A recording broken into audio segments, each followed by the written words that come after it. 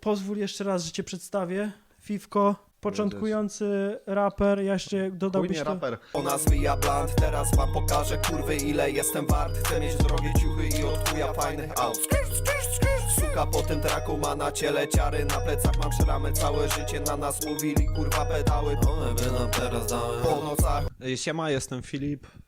Fifko, jak Maciek mnie przedstawił. Chcecie znaleźć utwory Fifka, to musicie wpisać Fifko i Kamil. Kamil na YouTubie, gdziekolwiek będzie ta muzyka jeszcze za niedługo. I jeszcze idziesz pod ksywą dla mnie cały czas Młody Ptak, która nawiązuje do mojego ulubionego utworu Młody Ptak. Też mówię, że jest twoim ulubionym, które jeszcze rozmawialiśmy o inspiracjach, ale mówię, że główną inspiracją jest jakby takie flow, z którym idziesz, jak znajdziesz jakiś fajny beat. Jakiś fajny bodziec po prostu, który mnie tak napędzi. Albo to jest bicik, albo cokolwiek tu wokół. On może nim być.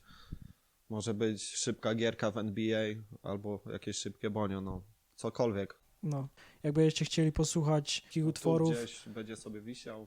no, Tu. jak się uda tego Gdziekolwiek. zawiesić. Okej, teraz nawiązanie do tego, co ja robię. Ten vlogcast jest częścią dwóch kanałów podcastów. Jeden jest w języku polskim, drugi jest w języku angielskim. Jeżeli chcecie sprawdzić, to możecie to sprawdzić na Apple Podcast, ale one też będą uploadowane na YouTube'a. Język ludzkości i to jest ten, do którego teraz nagrywamy.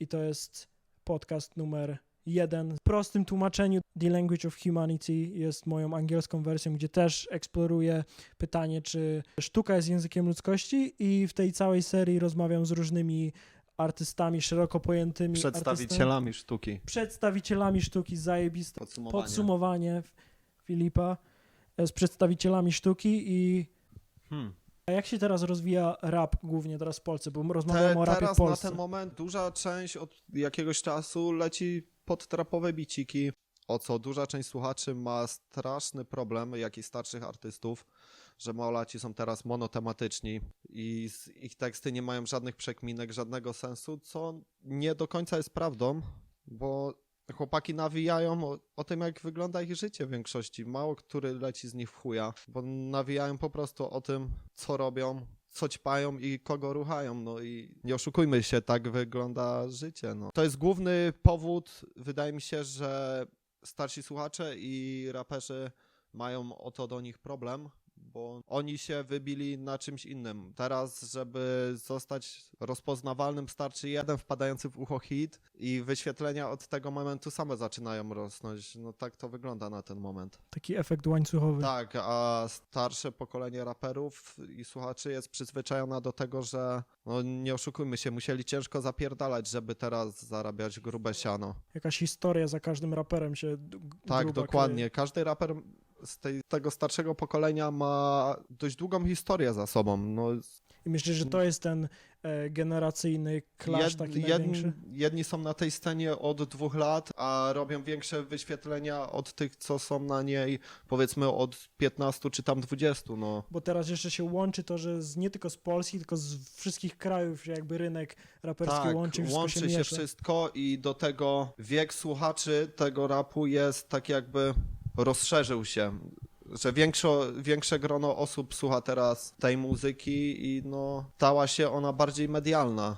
Nie ma co ukrywać. Rap i ogólnie cały ten klimat, cała ta otoczka weszła bardzo do mainstreamu muzycznego w Polsce. Czy tu chodzi o radia, czy stacje telewizyjne? No bo jeśli chodzi o YouTube'a, to rap no bije wyświetleniami na głowę wszystko, co się tam znajduje. Bo jeśli chodzi o polską scenę, czy międzynarodową. Nie miałem w ogóle o tym pojęcia, że rap w Polsce zdołał się rozwinąć do takiego stopnia w tak krótkim czasie, jak mnie tylko nie było. Że powoli przechodzi na scenę międzynarodową. Nie ma co się oszukiwać.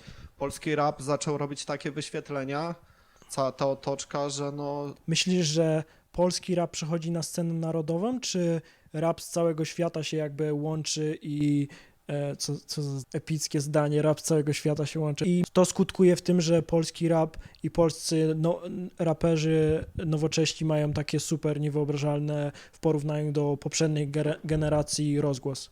To wszystko zależy, bo na ten moment nie ma jeszcze jakichś grubych gościnek na polskiej scenie, nie oszukujmy się. Można zauważyć, że przykładowy Malik biegnie grubo z niemiecką sceną, łączy się i to już jest topka tej niemieckiej sceny, nie ma się co oszukiwać. I wydaje mi się, że on jako pierwszy wprowadzi ten polski rap na taką międzynarodową scenę. Mimo że jego traki w większości opierają się na kasie, sukach i przewózce, no i gangsterce. A myślisz właśnie, że może nie personalnie, ale jak weźmiesz pod uwagę wszystkich raperów, wszystkich twórców, to przytłacza ich to, co im daje nowy rap, ten Ogólnie z tego, co można zauważyć na przestrzeni ostatnich lat, strasznie populacja raperów, muzyków ogólnie na całym świecie bardzo się powiększyła, bo jest strasznie łatwo teraz robić muzykę po prostu. Łatwo się nauczyć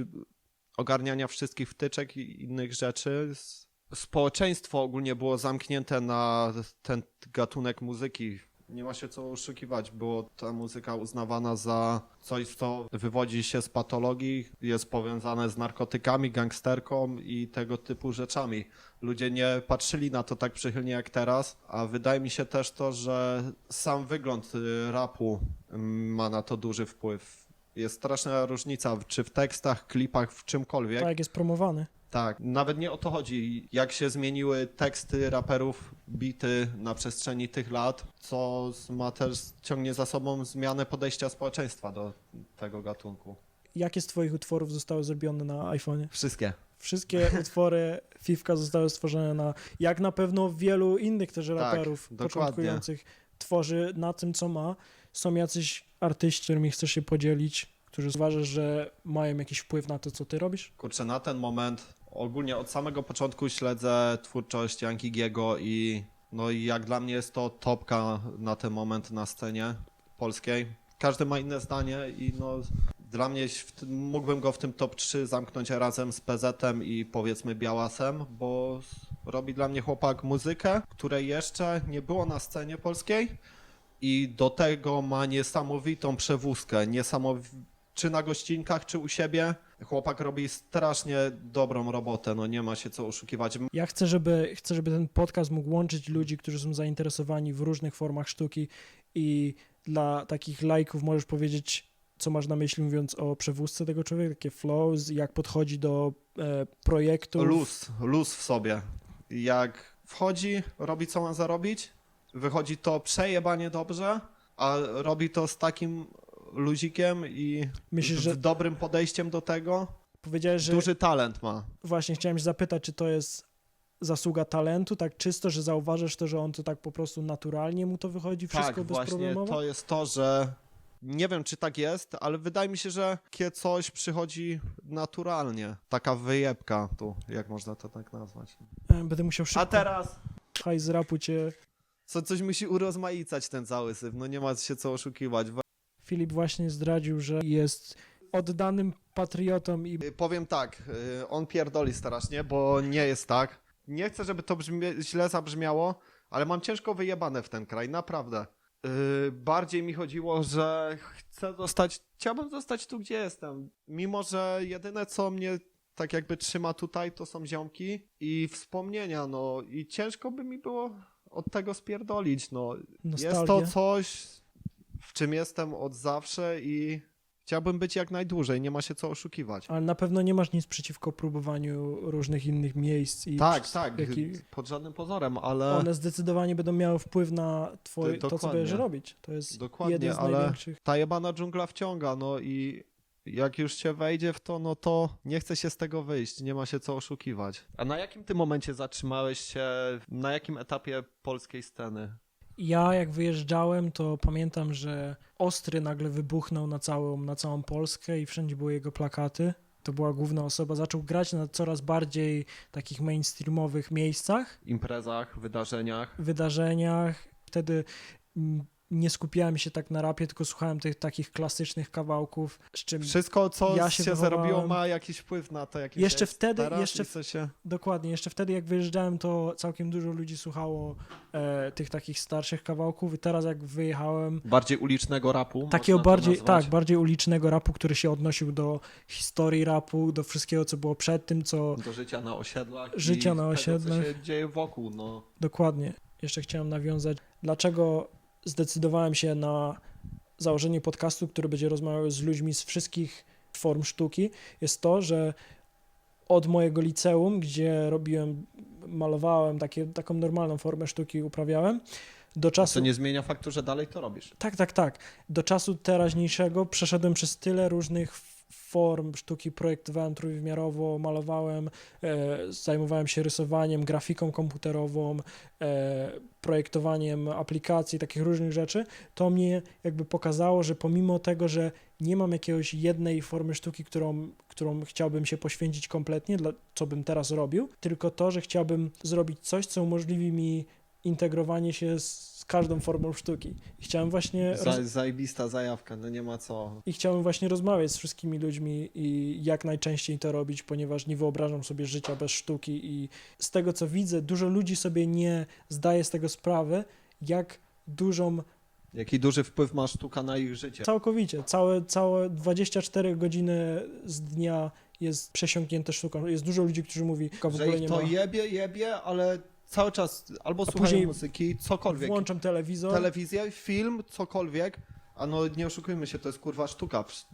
3/4 rzeczy, które nas otacza, Kreatywność. to jest do chuja, no, to o czym mówimy, no. Tak, kreatywność. To jest nawet nie chodzi o tą sztukę, tylko utylizowanie kreatywności i awansowanie. Zajebałem się totalnie w akcji, obiecuję. No spoko, jeszcze jest dobrze. Chciałem się zapytać, czy jest jakiś kawałek, nad którym...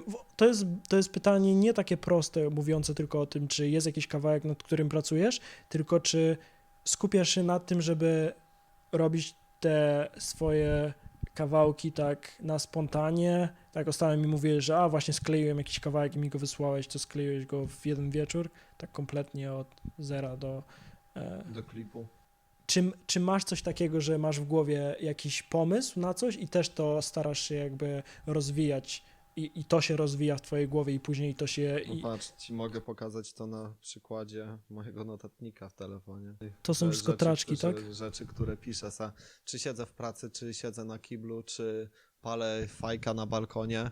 Ogólnie cały czas słucham muzyki, jakiejkolwiek, naprawdę. No, ostatnimi czasy teraz nie dużo słuchałem polskiego podziemia. Naprawdę jest kilka mocnych ksywek w podziemiu, które są w stanie namieszać. Osoby robiące rzeczy, których jakby nie patrzeć brakuje jeszcze.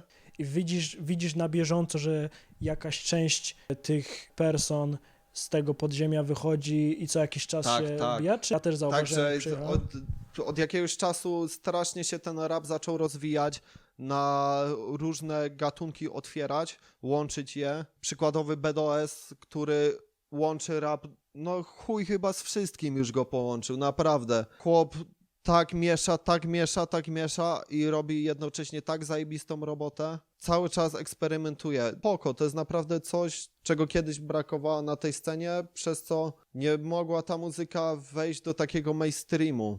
Teraz raperzy strasznie się zaczęli bawić tym. Zaczęli podchodzić do tego z takim luzem większym i zaczęli otwierać głowy na nowe rzeczy i właśnie brak tej otwartej głowy to jest coś, co wkurwia większość osób. Brak tej otwartej głowy, czy w wielu osobach zbyt otwarta głowa?